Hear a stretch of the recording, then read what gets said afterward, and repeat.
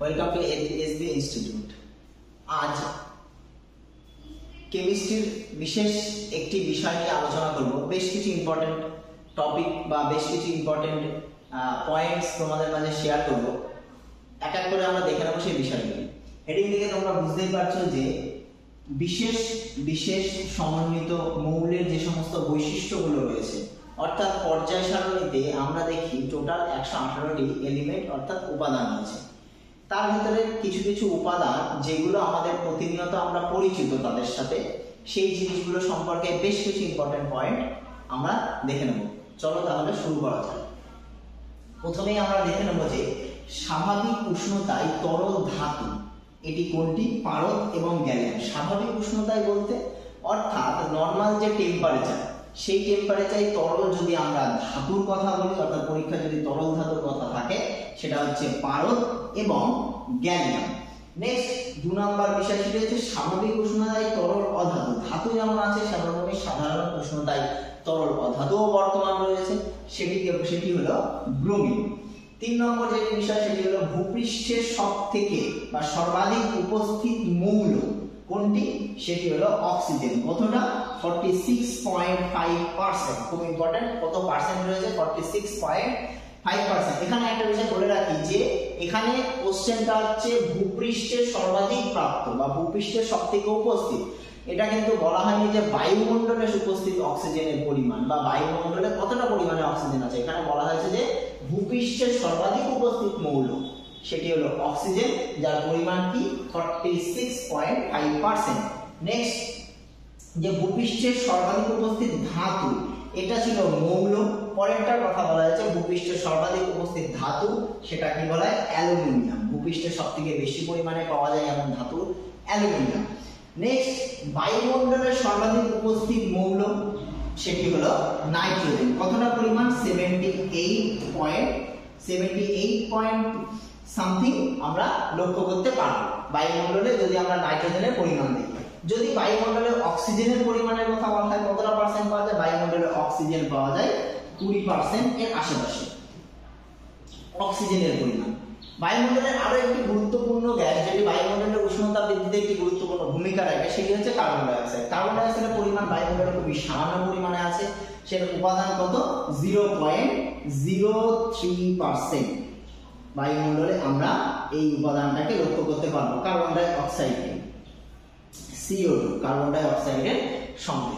তাহলে মোটামুটি nitrogen 78%, oxygen 20% এবং কার্বন ডাই অক্সাইড 0.03%। এছাড়াও বায়ুমণ্ডলের ক্ষেত্রে আমরা যদি দেখি, বায়ুমণ্ডলে আরো অনেক উপাদান রয়েছে, বিভিন্ন গ্যাসীয় উপাদান রয়েছে, জলীয় বাষ্প রয়েছে, ধূলিকণা রয়েছে। এই সব কিছু নিয়েই বায়ুমণ্ডল গঠিত। তার মধ্যে সবথেকে বেশি পরিমাণে রয়েছে নাইট্রোজেন।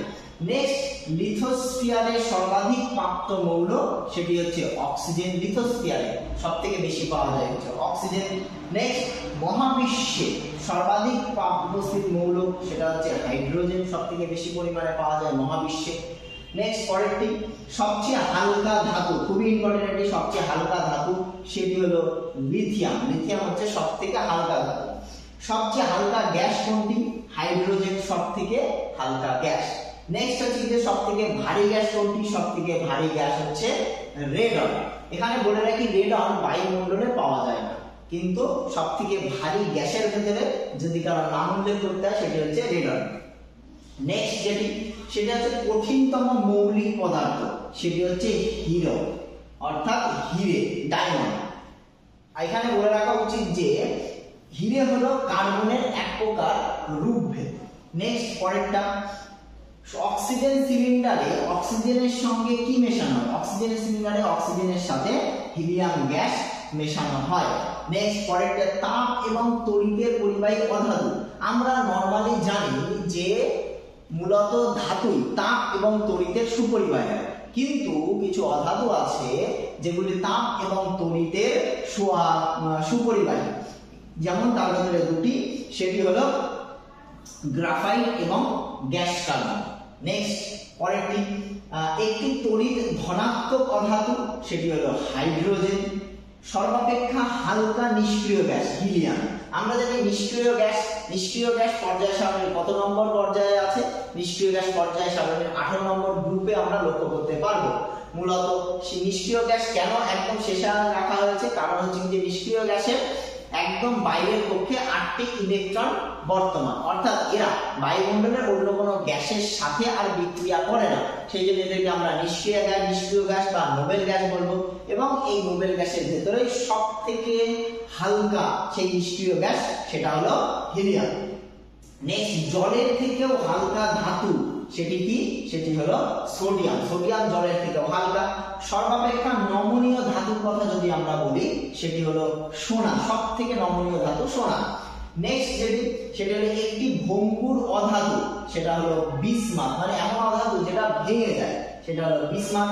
নেক্সট, কয়েকটা ধাতু কল্প হলো কি, অ্যান্টিমনি, সিলিকন, আর্সেনিক, এগুলো হচ্ছে কয়েকটি ধাতু কল্পের নাম। দুটি উজ্জ্বল অধাতু, একটা হচ্ছে আয়োডিন, গ্রাফাইট। মূলত ধাতু উজ্জ্বল হয়, কিন্তু দুটি অধাতু উজ্জ্বল আছে, সেটি এক একটা কি, একটি হলো আয়োডিন, অপরটি হলো গ্রাফাইট। নেক্সট যদি আমি বলি সবথেকে ভারী অধাতু, স্টেরাইন, সবথেকে ভারী অধাতু।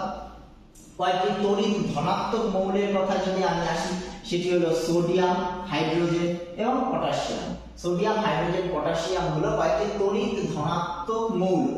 নেক্সট পরেরটি, কয়েকটি তড়িৎ ঋণাত্মক মৌল কি কি, ক্লোরিন, ফ্লোরিন, অক্সিজেন, নাইট্রোজেন, এগুলি মূলত তড়িৎ ঋণাত্মক মৌল। যে গ্যাস বায়ুতে অনুপস্থিত সেটি হলো রেডন, এটি নরমালি বায়ুতে পাওয়া যায় না। সবচেয়ে তড়িৎ এর ঋণাত্মক মৌল কোনটি, এটি হলো ফ্লোরিন, সব থেকে তড়িৎ ঋণাত্মক মৌল ফ্লোরিন। নেক্সট যেটি সব থেকে তড়িৎ ধনাত্মক মৌল, তড়িৎ ঋণাত্মক মৌল যেমন আমরা ফ্লোরিন দেখলাম, সেরকম তড়িৎ ধনাত্মক মৌল আমাদের দেখতে হবে, সেটি কি, ফ্রান্সিয়াম, যে কোনো একটি পরীক্ষা দিয়ে দিতে পারে। নেক্সট হচ্ছে যে মুদ্রা ধাতু, তামা, রূপা, সোনা। মূলত প্রাচীনকাল থেকে আমরা দেখে আসছি যে এই তিনটে ধাতু দিয়ে আগেকার দিনে বিভিন্ন রাজারা বা সম্রাটরা যারা যে সময় ক্ষমতায় এসেছিলেন, তারা মূলত এই তিনটে ধাতুর ব্যবহার করেই মুদ্রাগুলি তৈরি করত, কি কি, তামা, রূপা এবং সোনা। নেক্সট দুটি বিরল মৃত্তিকা মৌল, একটি হচ্ছে সিরিয়াম আর একটি হচ্ছে লুটেশিয়াম। দুষ্ট মৌল বলা হয় হাইড্রোজেনকে।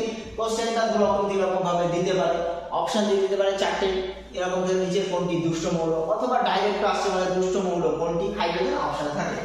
নেক্সট হচ্ছে যে কয়েন মেটাল কত নম্বর গ্রুপে আমরা লক্ষ্য করতে পারবো, পর্যায় সারণীর কয়েন মেটাল মূলত লক্ষ্য করা যায় 11 নম্বর গ্রুপে কয়েন মেটাল লক্ষ্য করা যায়। আজকে এই ভিডিওটির মাধ্যমে মূলত আমরা কয়েকটি বিশেষ মৌল যেগুলো পর্যায় সারণীতে পাওয়া যায়, সেই মৌলগুলো সম্পর্কে খুবই ইম্পর্টেন্ট কিছু পয়েন্ট দেখলাম, যেগুলো পরীক্ষায় বারে আসে। বিগত বছরের পরীক্ষাগুলোতে এইটা বারে দিয়েছে। যদি ভিডিওটি ভালো লেগে থাকে তাহলে চ্যানেলটিকে সাবস্ক্রাইব করুন।